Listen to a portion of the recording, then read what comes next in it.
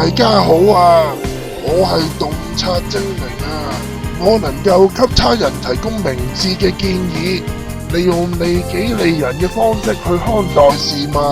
啲人成日嚟揾我，請求我用我嘅經驗去幫佢哋解決問題，得到正確嘅觀點。我睇呢個世界嘅方式，對別人同埋對我嚟講都好有意義㗎。同學今次測驗成績不如理想，但係佢都可以清楚說出問題所在，再接再厲。同學喺乒乓球賽之中輸咗啦，但仍能夠分析自己嘅表現，指出不足之處。